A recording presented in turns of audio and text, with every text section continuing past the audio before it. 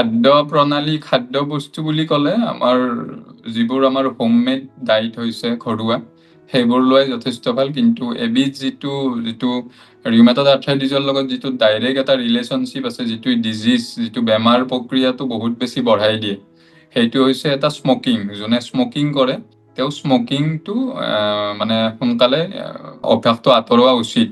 কাৰণ বহুত ষ্টাডিত দেখিছে যে যোনে স্মকিং কৰে আৰ্থ্ৰাইটিছৰ ৰোগবিধ বহুত সোনকালে তেওঁৰ বাঢ়ি যোৱা লক্ষণ হয়, বা মেডিচিনবোৰেও কেতিয়াবা কাম নকৰিব পাৰে। যোনে স্মকিং কৰি থাকে লগতে আৰ্থ্ৰাইটিছৰ মেডিচিন লৈ আছে, বহু ক্ষেত্ৰত মেডিচিনে যিটো হিচাপত কাম কৰিব লাগে সেইটো হিচাপত নকৰিব পাৰে, আৰু বেমাৰবিধো বহুত সোনকালে বেছিকৈ হৈ যোৱা দেখা পোৱা যায়, বাঢ়ি যোৱা। ৰিউমেটইড আৰ্থ্ৰাইটিছৰ কোনো স্পেচিফিক কাৰণ নাই।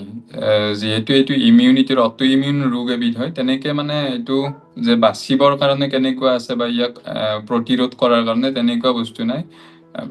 নিশ্চয়কৈ যিটো আমাৰ এটা হেল্ডি লাইফষ্টাইল আছে, ৰেগুলাৰ এক্সাৰচাইজ, বেলেঞ্চ ডাইট, সেইটো দৰকাৰী। কিন্তু এনেকুৱা নহয় যে সেইখিনিয়ে ৰোগৰ পৰা আমাক বচাই ৰাখিব।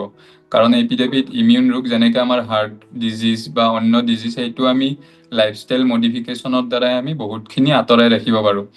কিন্তু যিবোৰ আমাৰ অটো ইমিউন ৰোগ আছে, যিবোৰ আমাৰ ইমিউনিটিৰ পৰা হয়, সেইবোৰ ৰোগৰ ক্ষেত্ৰত এনেকুৱা নহয় যে আমি হেল্ডি লাইফষ্টাইল মানিলে ৰোগবিধ নহ'ব। হয়তো বহুত ক্ষেত্ৰত নহ'ব পাৰে, কিন্তু সেইটোৰ কোনো গেৰাণ্টি নাথাকে যে হেল্ডি লাইফষ্টাইল কৰিলে আমি অটো ইমিউন ৰোগখিনিৰ পৰাও বাচি থাকিব পাৰিম।